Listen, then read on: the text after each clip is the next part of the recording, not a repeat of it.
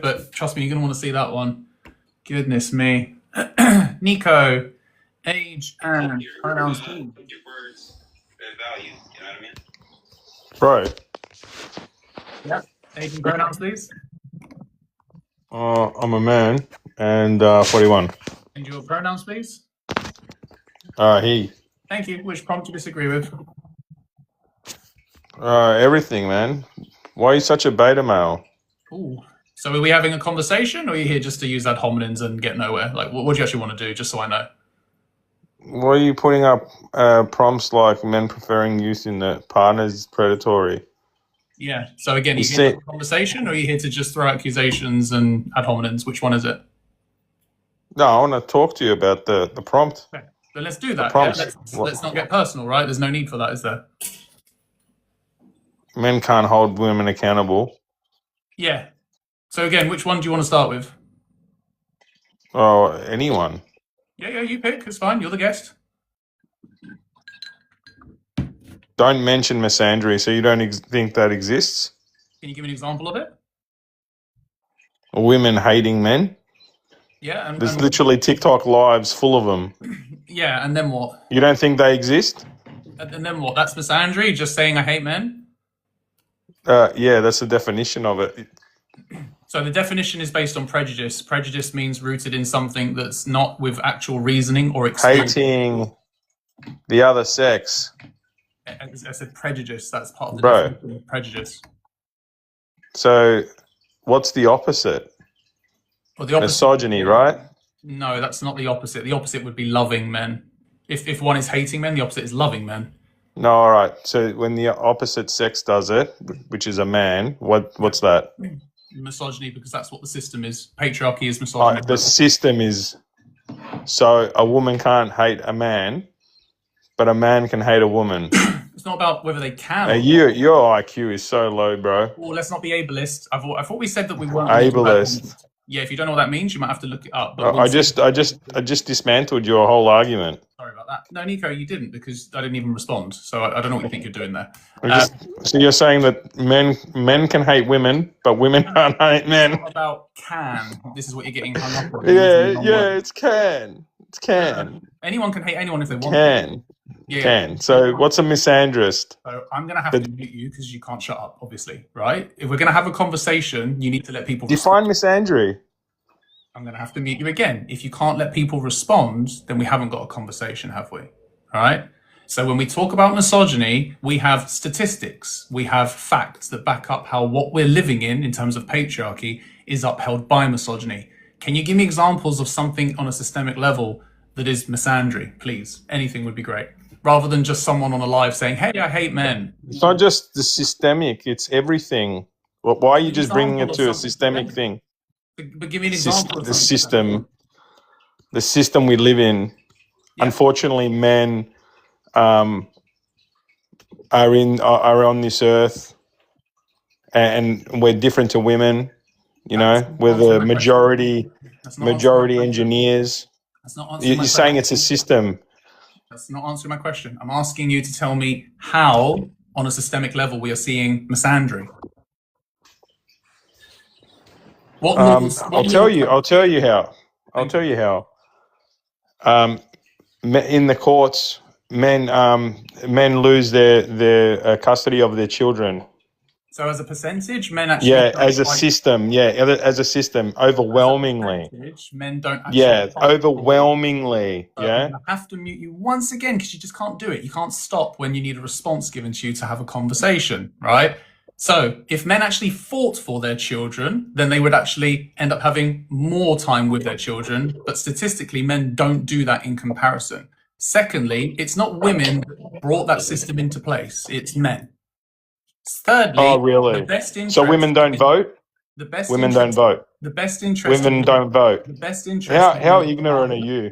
Women don't vote?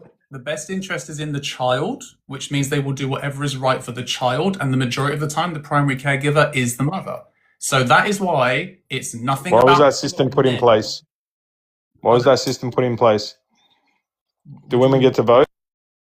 Yeah, women do get to vote. Why do you keep muting me when I make a point? Because you won't shut up when I'm trying to respond to you. Like you ask me these questions and you give me these points. When I go to respond, you just overtalk me. So that's why moderators mute you.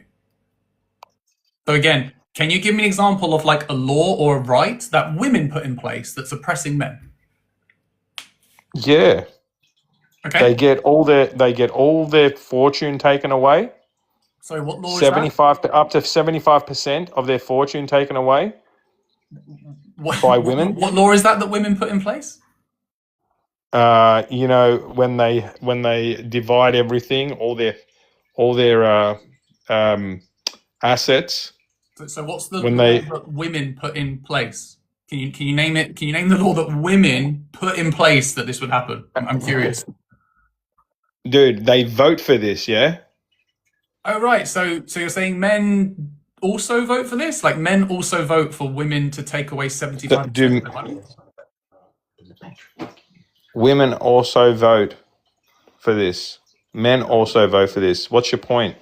I just gave you an example. No, you didn't. That's not Yeah, an example yeah. of women putting a law or right in place that oppresses men. Women didn't put that law or right in place, and it's not a law They that voted says for women. it.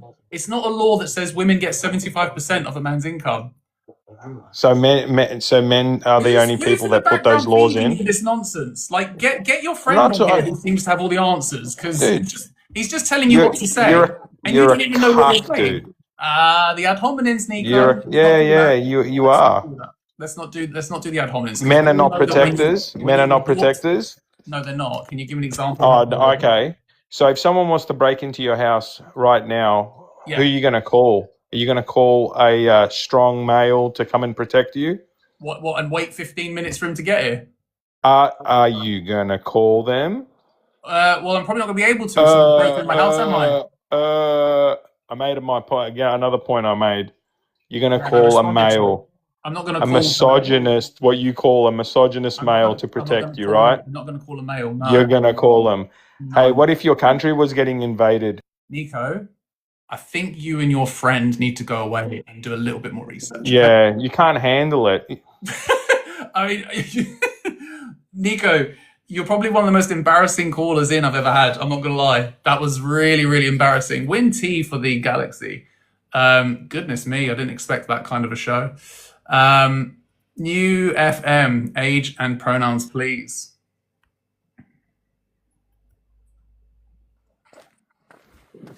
Yo, Oh yeah, age and pronouns, please. I'm 18, man, or he, him.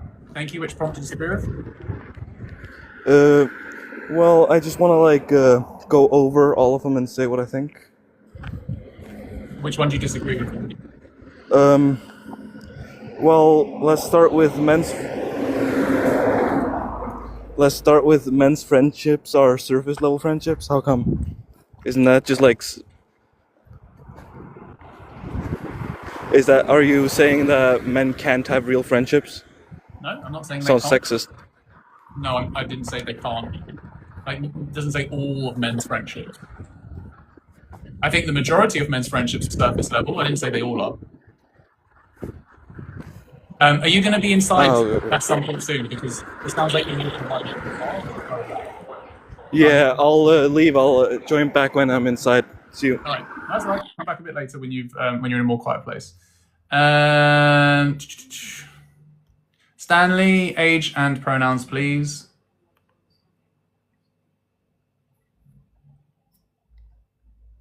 Three, two, 1, 0. Looking for men who disagree, by the way.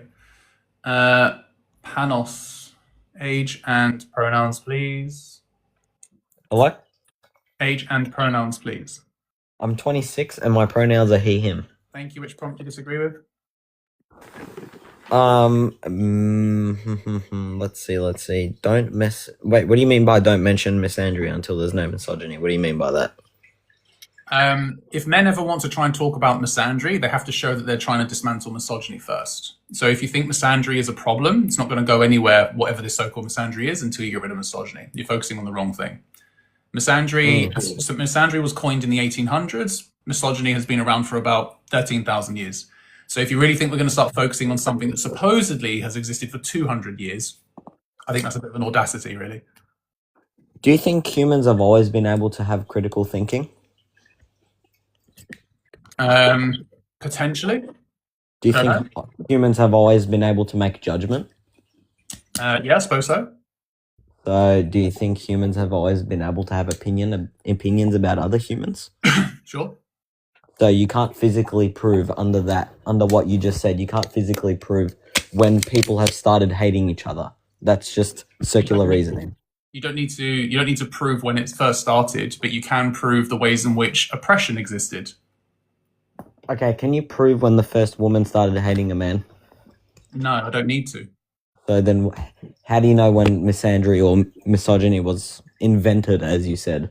Because that's when the term was coined as a way to describe that kind of a thing. So the term was coined in that so this time, isn't a but the debate. actual act wasn't. Panos, this isn't a debate. I'm not debating you. I'm just talking to you. So then I've made my point, which is if misandry supposedly has existed for 200 years in terms of when it was coined as a thing to exist, all right? I don't care how far back you want to claim that it existed, because if you can't prove that either, it's irrelevant.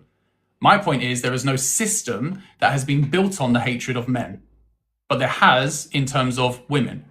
So if that's what's always existed and we don't have a system about men being hated, don't talk about it. The effects of it. Wait, how does our system hate women? Because it's upheld by misogyny. All right, do women have equal voting rights as men? That's not what's limited to misogyny. In some countries, no. In some countries, we're talking about the society we live in, not Africa. The West. We're talking about the West. No, we're not. You are. I'm not talking about the West. I'm talking about global. Oh, well, we live in a global genocide. There's a couple societies that are actually led by misandrists. No, they're not. They are. No, they're not. They're not led by misandrists. Can you give me an example of a right? They're led by women. They're led by women and dominated by women. Are you talking about matriarchy? Yeah, like a matriarchy. Yeah, so that's not oppressing men. Yeah, it is, because we have the patriarchy, which you're claiming oppresses women. Yeah, the matriarchy isn't based on oppression, that's why. The matriarchy is literally based on supporting the most marginalized communities upwards. That's the point of a matriarchy, is offering the most support to the most marginalized, so that everyone is treated equally. So everyone is treated equally. Like, can you explain to me how our society is built off misogyny? Yeah, so we've got disproportionate violence. That's women's biggest form of oppression that they face at the moment. Is that the system's fault, or is that personal choice? That's men's fault. Yeah, but is that the system's fault? Well, yeah, because also the system, like the justice system, doesn't actually provide justice for those survivors. If you've got 5%, well, 5% of SA cases make it to a court. So yeah, that would be a statistic already. We recognize of that 5%, I think it's like 15 to 20% actually get a conviction. If they make it to a court, is that because the courts just said, nah, we're not going to have a court case, or because maybe some women were too scared to speak out, or maybe some people lie, or you can't just say that. Let's not victim. Of course I can say that. If there's not enough evidence to be able to say that they can prove that there was someone who was guilty of it, that doesn't mean it didn't exist. But the point is, if it's not being taken seriously, then there are men out there who are getting away with SA. 99% of rapists don't spend more than a day in prison. Is there any proof for that? Yeah, you can go look it up. I haven't got every stat on me right now, but I know them off by heart because I talk about them a lot. That 99% of rapists get away with it. Rapists, TikTok for any language. Grapists get away with it. I didn't say get away with it. I said they don't spend more than a day in prison. Again, do you have any sources for that? Sure, you can look at refuge. And if they're actual verified rapists. As I said, you can look at ONS, you can look at UN Women, you can look at Refuge. Those three are reputable sources that have all their statistics online. And plus, that still doesn't prove anything, because can women grape? So again, can women grape men? You asked me to explain how the system we live in is upheld by misogyny. I've given you one, which is disproportionate violence. We've got the legal system, we've got the education system, we've got healthcare, we've got social, we've got media. All of these different ways are ways that women experience oppression. Can you give me just one thing that women are doing that oppresses men anywhere? that women are doing. Well, you can't tell me anything that men are doing that oppresses women because it's all as a. I just gave you Alright, seven areas of how women experience oppression from men. I'd like you to just give me one that men experience from women.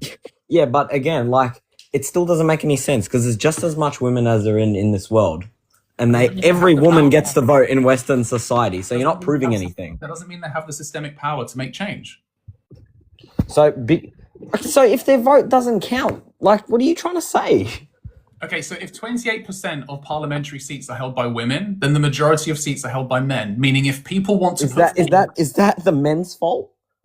Well, yes, it is, because if women would Oh never. my god! If they're not good enough, they're just not good enough. Panos, if you're going to interrupt everything I say, we haven't got a conversation here. Stop it. Okay? Win T for Galaxy. Like, literally, just no point being disrespectful. You're not going to get anywhere.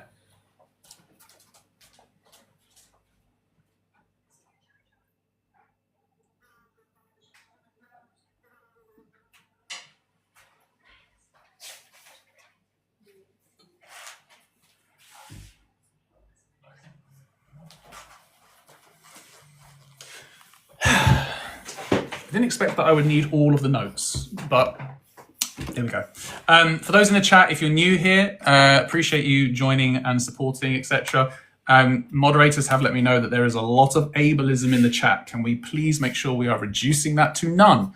Otherwise, you will be muted and you will potentially be blocked. If you don't know what ableism is, please give it a quick Google. It won't be much for you to look at to at least gain a base understanding of what it is at the very least.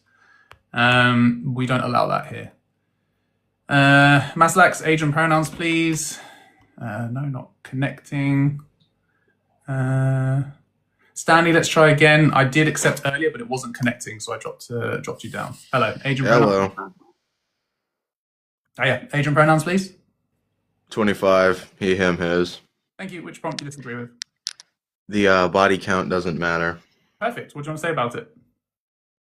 I wanted to say that I don't think, body count isn't everything, but I definitely think it's a dictator, right? So what I mean in the sense where it's, let's say you do like unalive 100 homeless people, since that is kind of like low hanging fruit, right? It's like, it is like still 100 people on the body count. You know what I mean? No. Comparing unaliving to having schmecks with someone is two entirely different things. Oh, that's what this prompt is about? Oh, I thought we were talking about unaliving people. No, body counts to do schmecks. Well, I think you should kind of specify that. I mean, that still goes either way, though, right? I mean, like, that is like you would have to agree with my statement, though, right? No, I wouldn't. You wouldn't. Please don't follow me. Why would you follow me? People in the chat who are putting anything about IQ that is ableist, don't do it. You will be warned. Yeah, and also, if you're going to come up and troll, please be good. Like be a good troll. Seriously.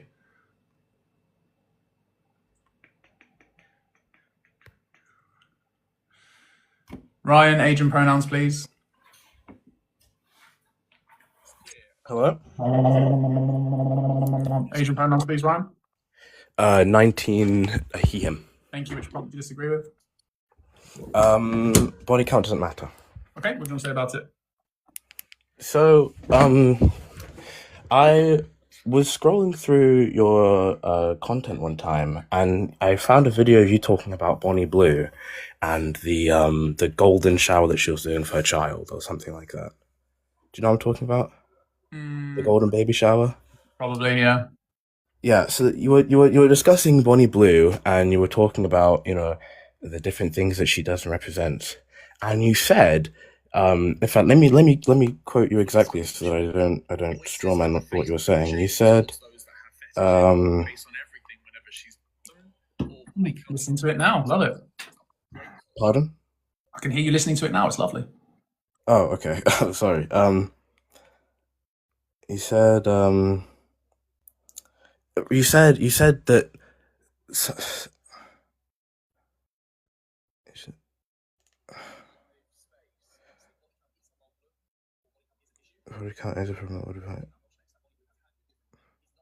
quite interesting hearing myself in the background.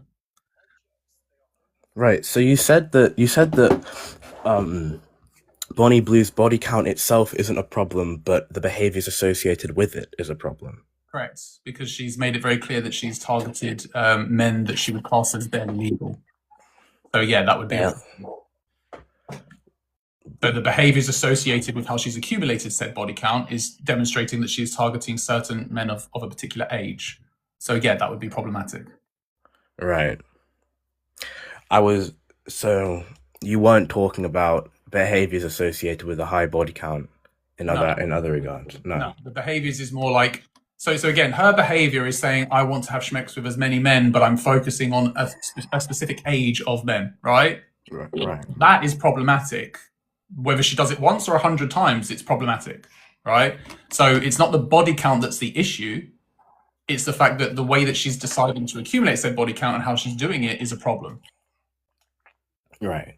Okay. That was kind of the only thing. Could I backtrack then and pick a different prompt? Is that okay? Yeah, go for it. Okay. What's the men can't hold women accountable thing? Sure. So if we look at men uphold misogyny and men have responsibility to unpack it, that's something women can absolutely hold men accountable for, and it's something men should be holding men accountable for. There is nothing collectively that women are doing that is affecting men in a way that men aren't doing it more or disproportionately more to women. So for example, let's say you wanted to say, we need to hold women accountable for cheating. It's like, well, men do that too. And statistically, men actually do it more. They do it more in marriage and they still do it more, but slightly less outside of marriage in like relationships. Really? That's not something specifically exclusive to women. That's something that men do as well. Therefore, you can say we hold cheaters accountable, right? That's something that, people that cheat should be held accountable. It's not exclusive based on their gender. So there's something that women are doing collectively. And I think, again, I'd say it's misogynistic for men to try and hold women accountable for something that's been a result of the oppression that men already uphold to women. It's like kind of saying like, hey, this is the system we built and continue to uphold, the oppression and the misogyny towards you, but you should be held accountable for what you're doing because of that. That just doesn't make sense, So if anyone's going to be holding anyone accountable, you hold men accountable. It's not saying women can like behave however they want and they can get away with it. No, we know women can cause harm. We know that women can do things that are horrible. No one said that they're angels and they're perfect. The difference is that if you're going to try and focus on dismantling patriarchy, it starts with men. That's where it starts. So that accountability needs to be focused on. No different to the misandry and misogyny prompt. If men think that at some point there's room for a conversation around misandry, I would like to think they've done extensive research and unpacking to make sure they've been getting rid of misogyny first to even start talking about misandry. Because if men start talking about misandry, they only care about that and they don't care about the misogyny. And that is ridiculous.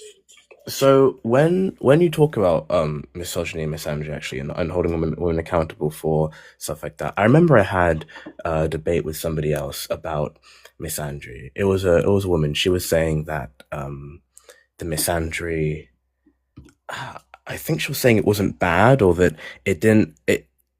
Right. So she was saying misandry doesn't have severe effects on men in modern society. Therefore, misandry isn't as bad as misogyny. And I was debating her, saying that it doesn't matter what the prejudice is, it's bad. Like the example that she gave was like if a woman says something privately in her home that's like that's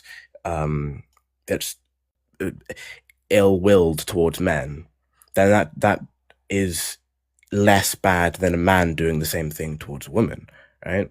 And so I was saying like any form of prejudice should be accounted for. So like when you say men shouldn't talk about misandry, do you mean they shouldn't talk about it as a systemic issue? Because I don't know any men who would talk about misandry as a systemic issue. Or do you mean that like any form of misandric act just shouldn't be addressed until those same men are completely addressing misogyny?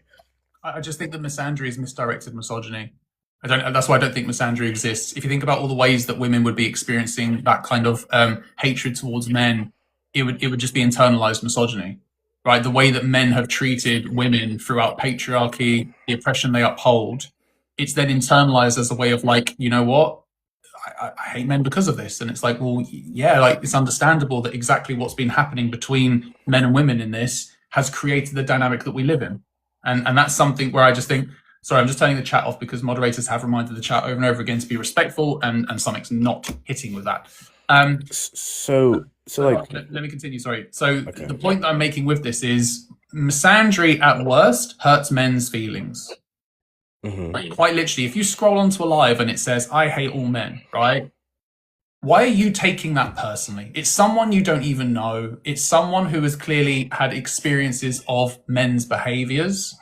And if you know you haven't done anything to impact that, then you should be part of the solution and recognizing, you know what? I empathize. I understand exactly why she's saying that, right? Because it's not a representation of every individual man, but collectively men uphold misogyny.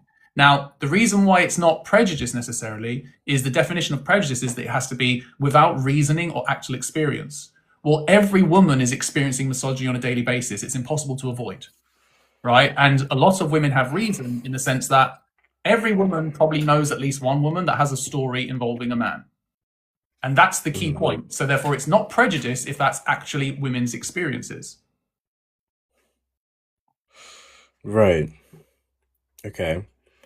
So are you saying there can't, like, misandry can't exist presently? I'm saying, like, if you want to claim that hating women as hating men as just a statement is misandry, it's just no different to saying something nasty about someone. It's just like, it's like when you go to school and it's like, oh my gosh, I hate him, or whatever. Now what? Like, it doesn't do anything, right? It's just a statement. Arguably, if you want to claim that misandry even existed, you'd have to say that men are the biggest misandrists out there anyway. But you won't see men talking about misandry in a way where they are holding men accountable for it.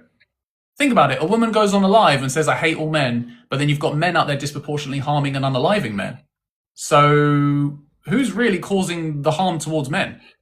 It's not women, you know, but for some reason men think that we need to talk about the ways in which women are upholding misandry when it goes as far as just saying something about men that they don't like.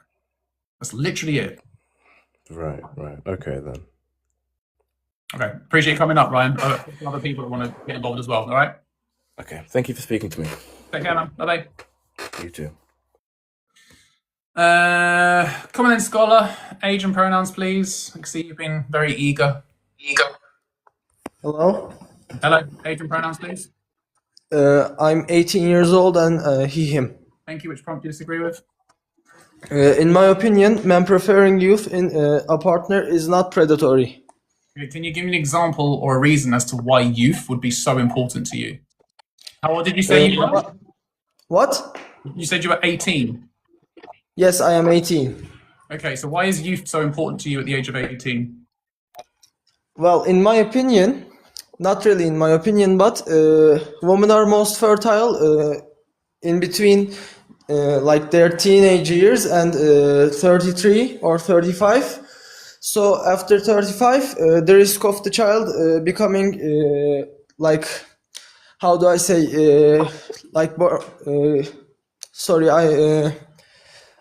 English is not my first language. You realize the quality of men's sperm rapidly decreases around that age as well, right? Yes, so Okay. men should also copulate when young. Yeah, but not everybody wants to have children for a start. So again, that's got nothing to do with it specifically. But so you're saying teenage years, they're at the most fertile? Technically, yes, but in my opinion, it is wrong to be with a minor because it is unethical. But I would say between 18 and 25 is the prime years of a woman. Right, so let's say that you've got a 30-year-old man. Yes. Do you think it's okay for him to date an 18-year-old? Well, yes, because men's sperm quality decrease slower than women's egg quality, or I don't know how it's said. Here's the problem I have with this, right? Is if you're saying it's okay for a 30-year-old to date an 18-year-old, Yeah. do you not recognize that if I brought 5 people to you who were the ages 17, 18, 19, maybe even 16, you probably wouldn't be able to tell which ones are 18 and over. So essentially what I'm saying is that it's actually okay for a 30-year-old to date someone who's maybe, well, defined by a child because they might be 17 years old. So to say that men are attracted to youth, how young does that go? Well, it depends on the culture, but in my opinion, below 18 is off limits. So But 18 and hold on, above. Scholar, you wouldn't necessarily know the difference between a 17-year-old and 18-year-old just by looking at Well, them. you would. You would. No, you wouldn't. You would. I No, would. you wouldn't. Scholar, that is just factually false. You cannot sit here and say that if I put every 17-year-old in front of you and said, tell me their age, you would know they're all 17. That's just BS. Well, some would look younger and some would look older, but But that's my point. If they look older, then you might more than they might be likely, years more old. than likely, a 17-year, like you can tell the difference between a 16-year-old and an 18-year-old. You can also tell the difference between a 17-year-old and a 16-year-old and an 18-year-old. That's the point I'm making. You can't tell. Yes, you can. No, you can't, Scholar, and you're just being disingenuous. I'm not being disingenuous. You really are, because you are basically saying that every 17-year-old out there looks 17. Well, not every 17-year-old, obviously. Some that's look my older, point. some look younger. Scholar, that's my point. My point is, if you don't know, then you might be saying you're attracted to a child when you say that, and that's where we need to be careful, isn't it? No, you ask their ID first. Okay, so before you ask their ID, if you are approaching them to ask ID and they tell you they're 18, you've obviously asked them because you're attracted to them to begin with to find out how old they are. Do you think?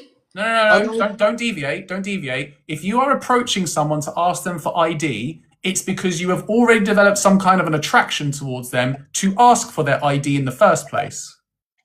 If they then show you their ID and they say they're 17, it doesn't remove the fact that you wanted to find out in the first place. Because if they were 18, you'd have gone, okay, that's fine. But the fact that they're 17, you say no. Doesn't matter. The attraction was still there from you. Well, attraction is not static. It's fluid. It fluctuates. So you just proved my point and you can't see it. That's exactly why it's a problem. No, what I'm trying to say, That's why it's well, in your opinion, a 19-year-old dating a 17-year-old, is it wrong? Hold on. Who said, wait, is the 19-year-old preferring the 17-year-old because of youth? No, is it wrong in your opinion? I told you, if your preference is based on youth, then it's a problem. I didn't say that. I didn't say what numbers. I'm saying if the reason you prefer youth in a partner is why you date young, then that's predatory. So if a 19-year-old wanted to date a 17-year-old, and the reasons he's doing it is not because of the fact that she's young, then they're getting on with each other and communicating. Things have to be safe and consensual along the way. That's the point. We're not talking about that. We're talking about men preferring youth. For example, when we have men out here doing lives saying it's okay for a 40-year-old to date an 18-year-old. Well, No, it it's is. not. It is. No, it's not. That's predatory. If both partners are of legal age, then in my opinion, no age. You're missing the point again. We need to backtrack once again, right? You, as a 40-year-old man who end up talking to a woman who you are supposedly attracted to because of quote-unquote youth, do not know her age yet. That's the point. You don't know her age. So if you are approaching her because... Well, if you're approaching someone, let's say in a club or on an online dating app, then most likely they have to prove their age to get in the first place. So, you know, like there is the guarantee of them being of legal age. That's not a guarantee. Well, if they're using fake IDs, that is their own problem. That's a federal crime, and they are in the wrong. Okay, but now you're just conflating two separate points. Because even if fake IDs were used, it doesn't remove the fact that you still wanted to approach her because you were attracted to her. So if you approached her because you're attracted to her, and in the end you find out she's 17, guess what? You're not attracted to adults, are you? That's predatory. No, it is not. So you are... Goodbye, scholar. Absolutely not. I'm not having you come up here defending that. That's vile. Nick, age and pronouns, please. Hello. Hiya, age and pronouns, please. I'm 20. My pronouns are he, him. Thank you. Which prompt do you disagree with? I disagree. I agree with most prompts. I just want to preface with saying that. And I'm not here to have a, disingenuous conversation or whatever. I just disagree with the body count doesn't matter. Sure, what do you want to say about it? Um, so I think that body count does matter. In relationships with lesser body counts, there is better sex life, better conversations with each other, like a better understanding of each other, and a more gratifying relationship. That's not true necessarily. Not necessarily true, but factually, based on statistical correlations, based on Correlations aren't factual evidence. yeah, but when they align pretty much all the time, I think that's No, the success for relationships is based on your communication with each other, which is not limited to just schmecks. yeah. It also comes down to that sometimes because there are studies based on body count, and people with higher body counts usually end up divorcing earlier. Right. So let's and pause. hence- Hold on. Let's pause because we've heard this claim over and over again, and the main study and source of one of those is the National Family of Institutes, which is a religious study, which is a biased study to begin with already, because if it's Christian led, then they're focusing on marriage being successful. So already, study is biased. But secondly, when you meet a partner or a potential partner and you get into a relationship, would you say the majority of the time you have both found out maybe previous schmectual partners, the history? You probably know that information about each other. you can, yeah. Okay, so if you know that information going into a relationship and then you decide to get married, you are not now divorcing because of her body count. You might be divorcing because of abuse. You might be divorcing because of financial abuse. You might be divorcing because someone's cheated. You might be divorcing because you've fallen out of love. You might be divorcing because, infidelity, right? You're not divorcing because of someone's body count. That's why the correlation argument falls flat, because it's not the cause for the divorce. So having a high body count doesn't mean that divorce is due to that. But what they've decided to do with their study is go, let's see if we can find a link so that we can continue to push the narrative on purity culture, which furthermore upholds misogyny, because that's what their religion believes in, purity culture. That doesn't make divorce the reason, that doesn't make body count the reason for the divorce. Secondly, we also have to acknowledge divorce is a solution. Divorce is not a bad thing. Sure. I just say that relationships are more gratifying. Do you think that higher body counts are a factor of divorce? No. Not at all. We don't have to use the IF study if you don't want to. We can use the National Institute of Health, National Library of Medicine. It's still all correlation. And there You're is not going to give me cause. All right, let me try and do this a different way. All these studies that were done based on body count, right?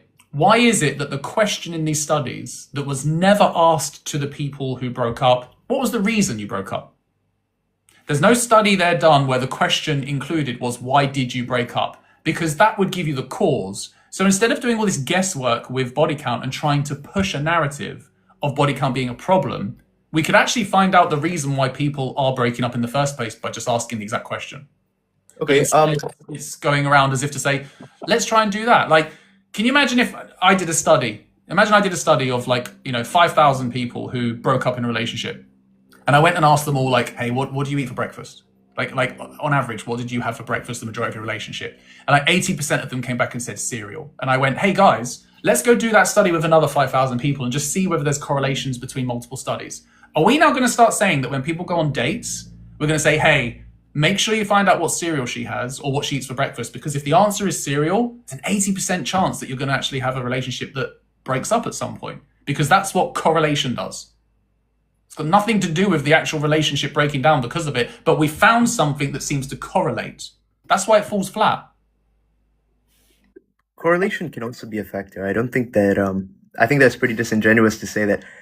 Okay, can I ask you something? Do you think that policemen are more likely to get into domestic dispute cases because they are more violent in general? Policemen aren't. What do you mean by police? Why are you saying policemen are violent in general? Policemen are more violent in general and are more likely to get into a domestic dispute case. Do you think in general, policemen are more likely to get into a domestic dispute case? If I'm not mistaken, statistically, that's already been described as yes anyway. Yeah. Do you know where those statistics come from? No, because that's not something I've specifically researched for these prompts. So those statistics come from things like uh, how do I say this? They're basically the same way that you would research premarital sex and divorce, right? Do you think that it's similar or no? I don't know. You're kind of going off topic. I'm talking about body count. Like, I want to know. I want to know the reason why you have an issue with a woman's body count. Like, let's actually get personal. The cause is not necessarily because they are policemen, but policemen in general are statistically more likely to engage in violent acts during relationships, right? I don't know. This isn't something that I've specifically researched for body count. So again, you're making like a false equivalence here. I still want to get back on. Hold on. I still want to get back on topic, and I want to ask you again. What is your issue with a woman's body count? You personally, tell me. Sure. My issue with a woman's body count is I feel like in relationships, you would have less gratifying sexual relations. You would have less gratifying, Okay, so you would have a less gratifying time in general. okay, so it's an insecurity that you have. No, not at all.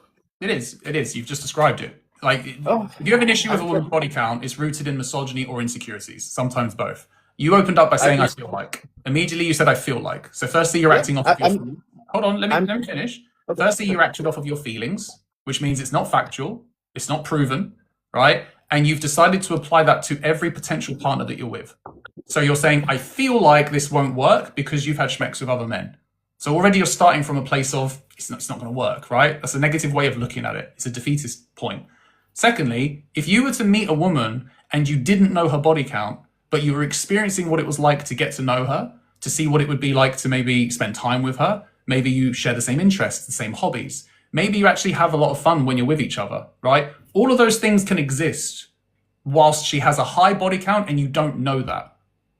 So you not knowing her body count just goes to show that you can still connect with someone who potentially has a high one. You leading with needing to know her body count is the insecurity pulling in, because you feel like you need to know that to save you from some situation that you don't even know is dangerous in the first place. Okay. Okay. So first, right.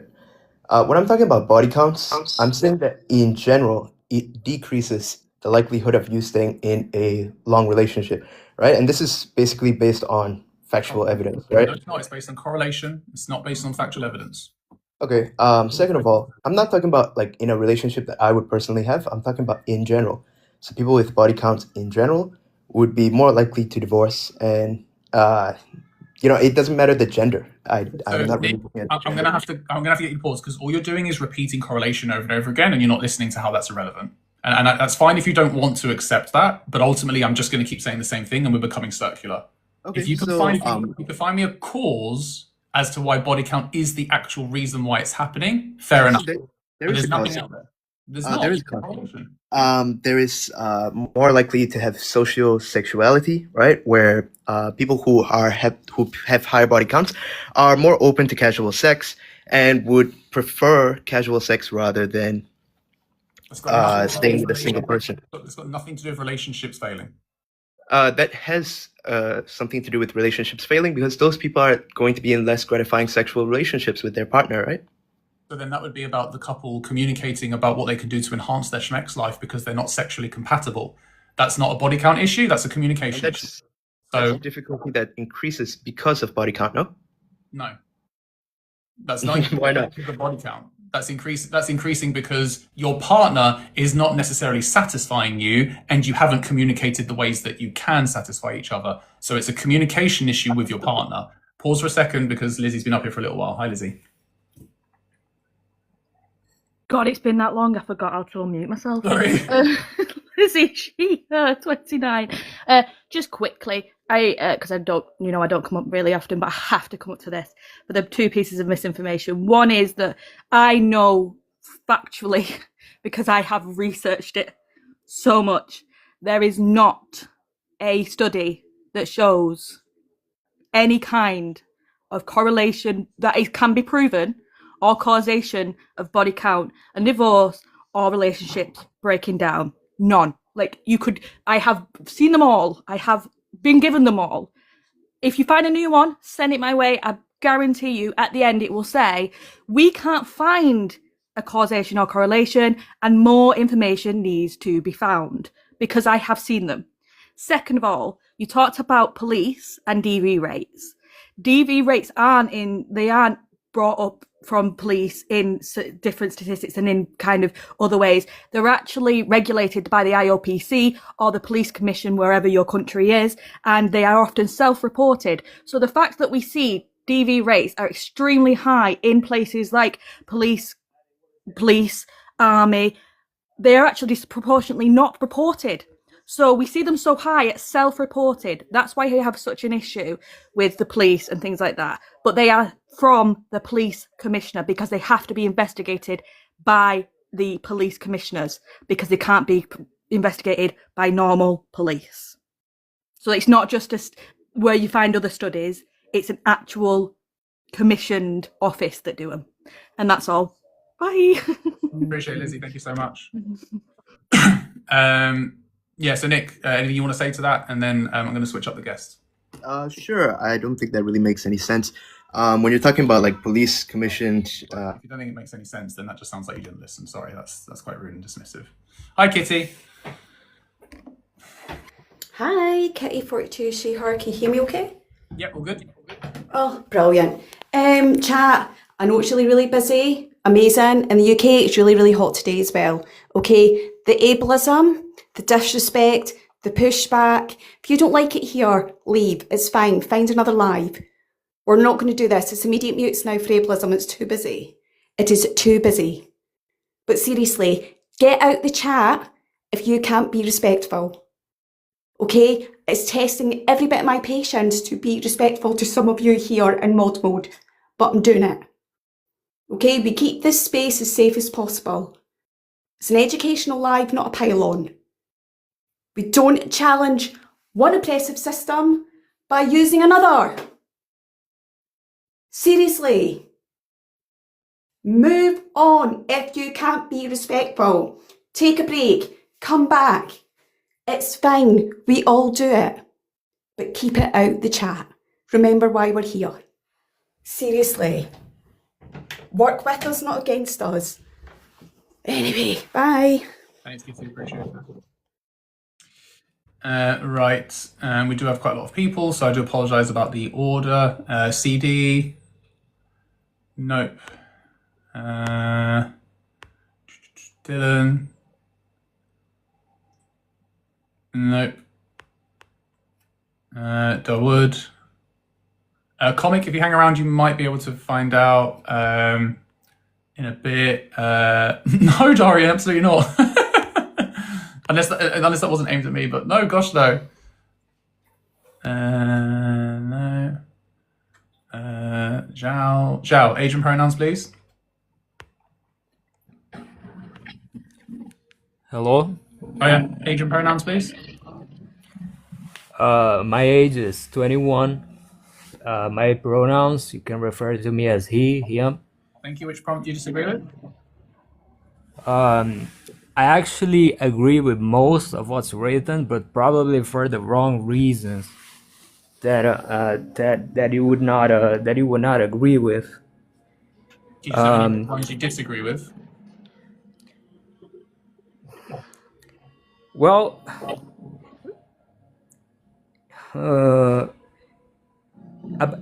about I like I said, I actually agree with most of this, but probably for a reason that you would not agree with. Are you happy with discussing that? I'm looking for men who disagree, so I do apologise, but probably not. If you wanted to discuss that in the chat, I'm more than happy for other people to respond to you. But I am looking for men who directly disagree with these prompts. Okay. Well, let's try the last one. Men's friendships are a surface level friendship. First of all, I do believe that all human relationships are actually transactional by nature. Do you also agree with that? No, I wouldn't say they're transactional by nature. I'd say they're transactional by choice. By choice? Yeah, you choose to view it in a transactional way. So you believe that you have a choice of viewing human relationships as transactional? As in, if you're going to treat that person in a way where what you want in like, you know, as a way of receiving something and giving something in a transactional manner, then yeah. But like, if you think about it, like, what is the reason that you are in a relationship with anyone? I think that it's clear it's because you're getting something out of it. Even altruism, altruism is regarded as a virtue. So when you engage in altruism, is when you're trying to become virtuous, and in a sense that's kind of selfish and not actually altruist. So I do believe that our relationships in that sense, they are actually transactional. Okay, I think I'm not too sure how to respond to that, if I'm honest. I think like we're kind of veering off how that makes men's friendships surface level. This live is about unpacking men's misogyny, and part of that is inclusive of recognizing how patriarchy also affects men and getting them to understand that the system doesn't benefit women, but it also harms men at the same time. Part of that is the way that men's friendships are surface level based on what they've been conditioned to believe in, that maintains a healthy friendship amongst men or even as boys, which I think actually is not doing that for boys at the moment. Can you give me one example of that? Like, yeah, so like boys being conditioned not to express their emotions because they're told that, you know, boys shouldn't cry, boys should man up, you should toughen up, you know, you shouldn't show vulnerability. Okay. I think we found something interesting we could talk about. So, look, this is just empirical, but whenever with my partner or my partners in the past, I express my emotions. You know, she's just not interested in hearing that. She's just not. Or look, maybe you could question if it's just not my perception, but that's just not the kind of like for example, me and my partner, like if I am emotional, if I'm not like emotionally stable, I have the feeling that she sees me as less attractive. And this is not just an isolated me case. I think that in general, when men are emotional with their partners, usually women, they may be seen as less attractive. I think it's more commonly that women are seeking like a man who's emotionally stable. Right, so even I don't really like the word stable, but I you know, maybe emotionally intelligent, emotionally secure might be a better way of wording it. But ultimately, part of internalized misogyny within women is also viewing men as attractive based on things like, you know, your traditional protector and provider, right? Because that's what patriarchy has set up, a system where what makes a man truly masculine or attractive is those features or those characteristics. The problem is we are actually noticing a shift. We are seeing that women are divorcing more, women are staying away from men in terms of relationships more, breaking up. And I'm saying if you look at what women are looking for in men now, you're starting to see things like kindness, communication, emotional intelligence. All three of those things are personality attributes, what kind of makes the person who they are by the way they interact with everyone.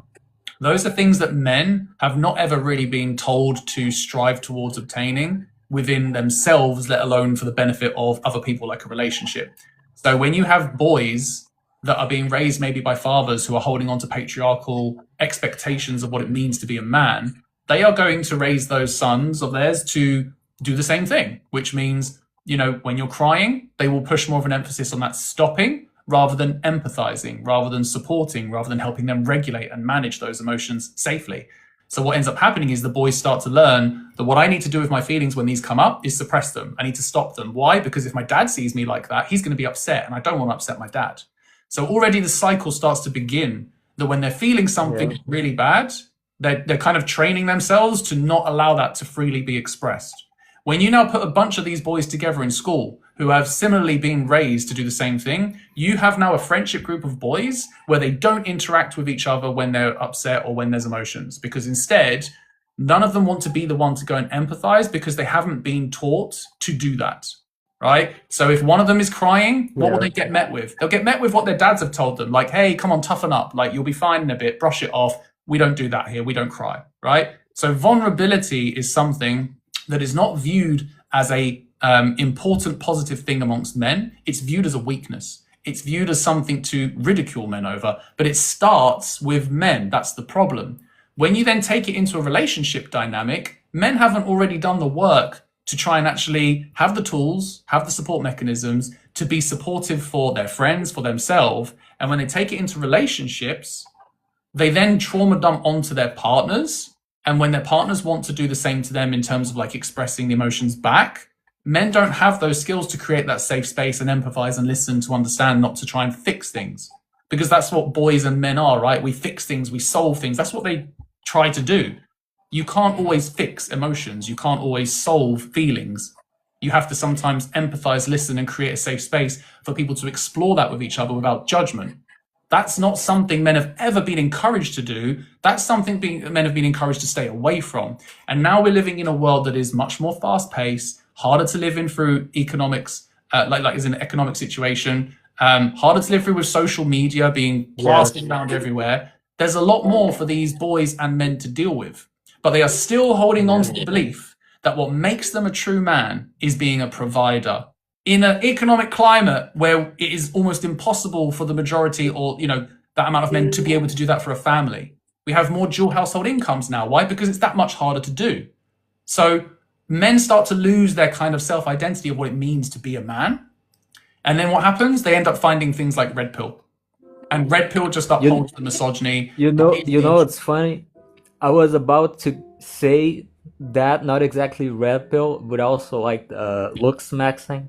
Like when men can no longer be like providers, like how do they compete like against each other?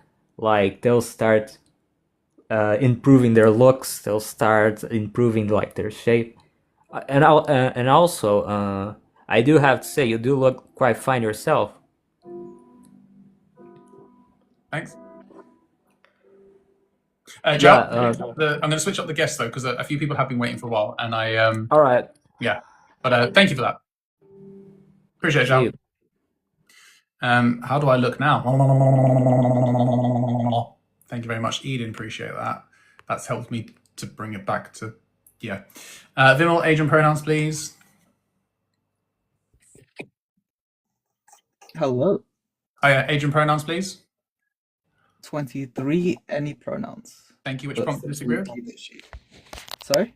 Which I disagree with quite a few of these, but I'll start with the first one. Men preferring youth in a partner is predatory.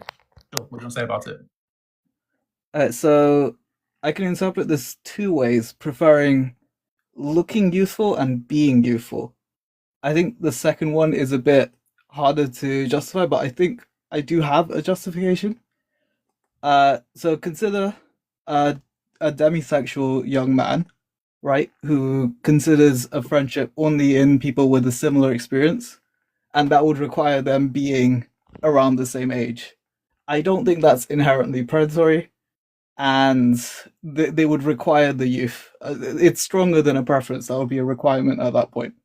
I don't think that's predatory. But then their reason is not based on youth, is it? It is. Oh, well, it's a direct consequence. Hold on, you're saying demisexual, which I did have to look up just to double check it was what I thought it was, and I was slightly off. So experiences sexual attraction only after forming a deep emotional connection with someone, right? Yes, and they're saying they don't. That's not based then on that person's youth. That's based on the connection they form by getting to know them. Well, you can say that about anything. Like there'll be a causal link between a thing. There'll be a reason behind it. But before you develop that sexual attraction, it says only after forming a deep emotional connection, right? So Yes. At some point, you needed to interact with someone to find out whether you connected on that level. So I'm saying that in that situation, there was something that was about them that was drawn to you to want to then see whether you can get to know them on that deeper level. What's that reason? Is that reason the youth? The reason in their minds they can only, or they have some reason to only form even the base level connection with anyone else based on similar experiences, and that includes being youthful like themselves. How does and that so work? that can't Hold on. progress How further. does that work for a 35-year-old man? That would be like saying That's then. not what the prompt says. No, hold on. I'm talking about men, which could be men of all ages. So I'm saying men preferring youth in a partner is predatory. So let's say there's a 35-year-old man. Okay. He prefers to find someone who is 18, 19, 20 because of them being youthful. I'm saying that's predatory. Yes. So I got the quantifier wrong in that case. Okay. I understand. So I thought it was all men, in all cases, men preferring youth in a partner is predatory. But you'll say there are some cases where men preferring youth in a partner is predatory. Well, no, because obviously, again, if someone's 19 and they're talking to someone who's 19, yes, right, then they are not preferring to. They're not preferring them because of their youth. Like they haven't sort of gone like, "Oh, I want to be with you because you're young." There are lots of people like that, though. Okay, so okay, again, but I think I've messed this one up. Can I do a different one, please? Sure, go for a different one, then I'll. Body count doesn't matter. Okay, what would you like to say about it? So when I had a body count of 0, I would have preferred to go with someone with a higher body count because I just wasn't comfortable with it. Just helped me develop in that aspect. And now that I have a slightly higher body count, I still wouldn't prefer to be with someone with 0 body count because I don't feel confident in being able to like help them in the way I was helped when I had a lower body count. And I think that is showing that body count does have an effect. The body being 0 versus non-0. So my claim with body count is that if you have an issue with a woman's body count, it's rooted in misogyny or insecurities, and sometimes both. But it won't be anything, in my opinion, that deviates away from the two. So from your perspective, that's insecurity. That case. I agree. Yeah, and I'm not saying it's a bad thing, by the way. But I'm saying that if your issue, Dorian, I promise you, you're not. I'll explain after. So when it's an insecurity, right? Everyone has insecurities. I think it's fair that we can acknowledge that. If you project your insecurities onto someone else, then I think it's a problem. But if you own them, nothing wrong with that at all. My point, however, is that it's your insecurity that is what matters to you. I'll just wait because you've teacups, so I just want to make sure you're there. Hey, Danetta. I'm saying that it's your insecurity. Oh, Vimal, you'll be back, hopefully. So, that's all right. It's your insecurity that matters. That's fine. What I'm saying is it's your insecurity that matters to you, not the body count itself. Because if you didn't have that insecurity, then you'd probably be more open to being with someone with a different body count. But the insecurity is what holds you to have that belief that a certain number is maybe required for you to feel more comfortable, more secure in that situation. Same with misogyny, right? Some men will say she's got no self-respect. They might compare her to a lock and key analogy or a car and mileage. That's the misogyny because you are basically comparing her to an object. You are objectifying, dehumanizing, and degrading her all at the same time, right? So therefore, your preference is rooted in a misogynistic point of view. So that's why I'm saying it's your interpretation of what that body count means to you that leads you to then make that decision after. Therefore, I don't think that's a body count issue in itself. But I do think the 0 versus non-0 has there is an objective difference there. After your first experience, you have had the experience. But you feel more comfortable being with someone that has had schmecks before, right? Because I still feel inexperienced. Which is the insecurity, right? Which is like, you wouldn't necessarily feel like, hey, if I'm with someone who hasn't had schmecks before, hey, this is the first time for both of us. Why don't we communicate with each other what we like, dislike, or want to try and see how it goes, but check in with each other while it's happening so that we ensure both of us are, okay during this process, right? That's the communication and strength of your relationship, is that you know that you can have these conversations with each other because it's personal to you two, no one else. And what happens in your relationship stays in your relationship. Feeling secure in that would be like saying, you know what, your body count doesn't bother me because what matters to me is the way we communicate with each other. That is what our relationship is founded upon. The fact that we can be open with each other, vulnerable with each other, explore with each other, and know that we'll be okay afterwards, right? I have more trust in my relationship than your body count being a problem. So in my particular case, it's not. I don't do relationships. I mostly just do quick encounters, and that sounds like body count. No body count would add a lot more work in terms of having to form a relationship, which I don't usually do. And so that does matter, even if it's a tiny bit. What matters about it? That's the thing I'm struggling with. It just, you have to invest more in a relationship that you wouldn't have to do. You're saying you have to. That's not a body count. Because I'm not looking for. You're saying that the body count shouldn't matter when forming a relationship, but it does matter in some aspects, especially in hookup culture. Let's try and flip the script, which I always try to do, right? Let's say that you met a woman and you didn't ask her what her body count was. Okay. Give me 2 or 3 ways that you would be able to know whether or not she is someone you could be in a relationship with. Like over a period of time, what would you be looking for? I see. The thing is, I'm not looking for a relationship, and I can't really. But ultimately, when we talk about body count, right? Okay. I don't see how body count. I do think that's missing from the question, but hold on. if it was in terms of relationships, I don't see how body count can really matter to you when it's maybe just having a one-night stand. But like, if you're there to have schmex with someone, finding out her history on who she's had schmex with in the past, that's kind of irrelevant to what's going to happen at that time. Again, you're still just it is consensual. relevant in that it makes the setup for the encounter worse, I've found. How? So, like, it's more difficult with, especially for someone like me who's seeking other people who are more like in charge, which doesn't happen for a first time encounter. So are you talking about kinks? Like No, I'm talking about people who, like, I'm putting less effort in. It's basically just about the effort you put in to get the hookup in this case, because I don't think it matters in relationships, as you said. But then but that doesn't apply to my situation. But that's still talking about insecurity, which you kind of admitted to at the beginning. Not insecurity. It's just I have to do more stuff, right? Why? Because when someone has, so when I had a 0 body count, I had to have someone reach out to me and set everything up, and that's how I've. So you just have to put in more effort for the encounter to actually happen.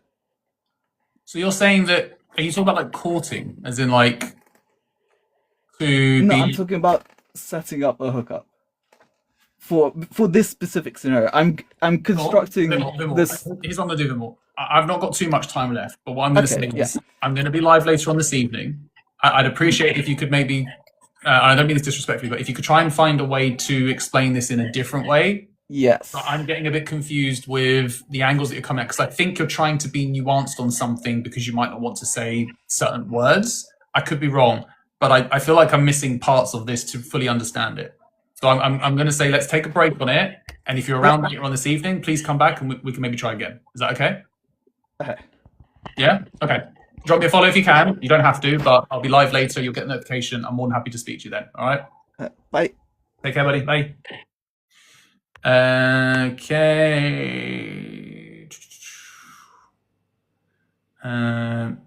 Nope. Nope.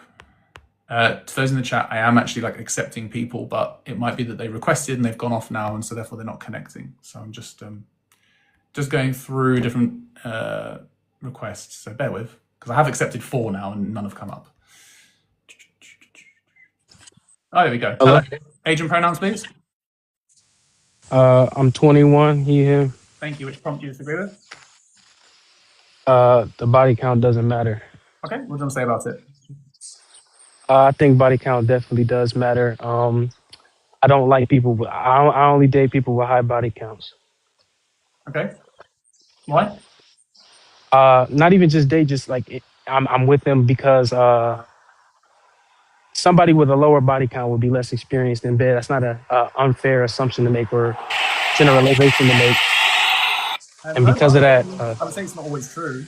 So you'd be potentially missing out on a lot of experiences where you could have a lot more fun with people who've got a lower body count. Yeah, but it's like generally, if what I'm going for is a better experience sexually, I would go for somebody with a higher body count. Yeah, but it doesn't mean that they would be better, because women aren't monoliths. So But in general, it would be better though. You don't know that. Again, it's just an assumption. I mean, I think it's a fair assumption to make, though. I don't think just because it's an assumption it means that I can't like assert it. You can assert it if you want. I'm just saying that that's not a body count. That's not a body count issue. That's an experience issue. You are applying the belief that experience equates to or equals higher body count, and if that's not actually true in all cases, you're just assuming. What's the just as Daneto said in the chat? What is the official number when someone is defined as experienced on a level that for you would represent that they are definitely the number you'd want to go for? There's no specific number for me. It's just in general. No, but there you Somebody go. Right? with a There you go. lower There's no number, then it's just like making it up on the spot, right? It's like the same as men saying a high body count is too much, and you ask men what number is too high, and they go, I don't know. Just making stuff up as we go along. You could go and ask a woman, like, are you experienced? And they could say, yeah. And you could be like, cool. And then you don't actually need to know their body count.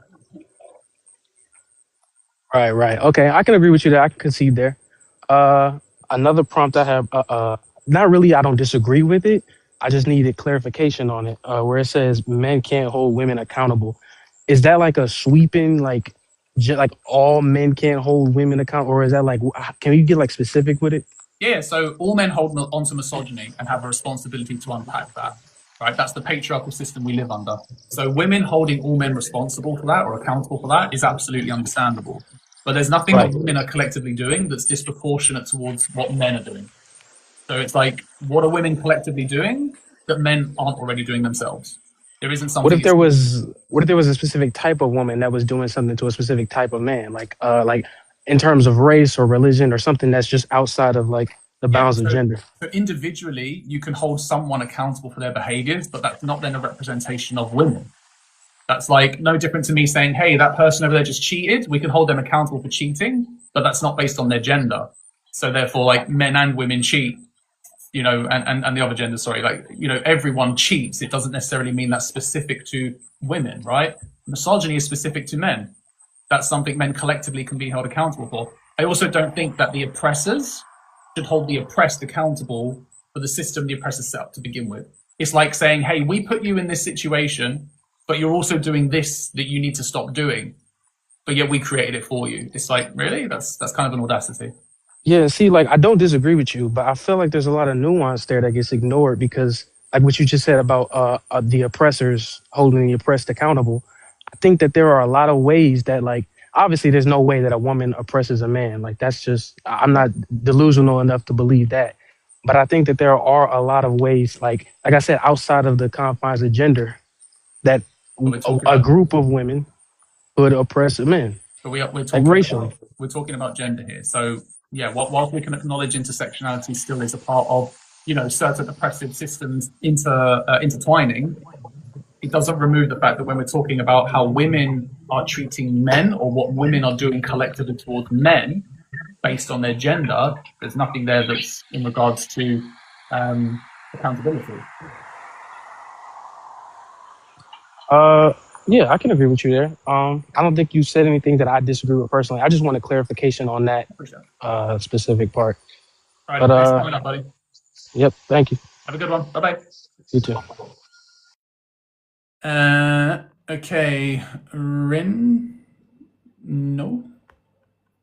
Cha? No. Zoe? Age and pronouns, please, Zoe. What is that? Hello? Hello. Age and pronouns, please. Yeah, I'm 30 and he, him. Thank you. Which prompt do you disagree with? Just wanted some clarification on the one, don't mention misandry until there's no misogyny. Yeah, so if men have got an issue with thinking that misandry is a problem, they need to probably at least demonstrate that they're doing the work to dismantle misogyny, considering that's been around for like 13,000 years on the oppressive system patriarchy that we live under. If men really think misandry is an issue, to claim that it even exists, they need to hold men accountable for it because they do it far more than women, if it even exists. So I don't know why men are complaining about something that they're being affected by when it's misogyny that caused it in the first place. But aren't there like two different issues? Like, let's say misandry would include stuff like men getting disproportionately conscripted in wars, or sexual assault for men, like men getting sexually assaulted. But that's Yeah, so it's two different issues, right? Well, it doesn't change the fact that men are responsible for both. They are, but it's still misandry. That's not misandry. If someone is abusing someone, that's abuse.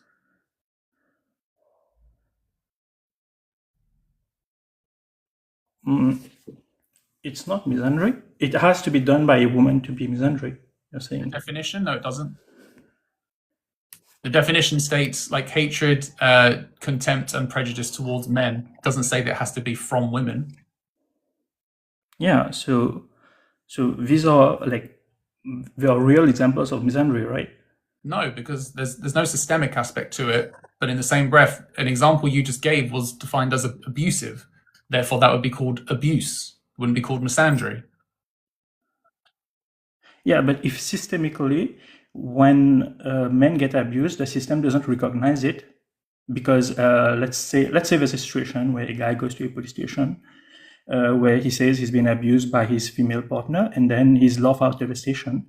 I'm not saying it's something that happened in a situation, but let's say that happens. This is misandry, right? No. It's because of the views of the people in the police station. If anything, but he's being locked out of the station. If anything, it's misdirected misogyny.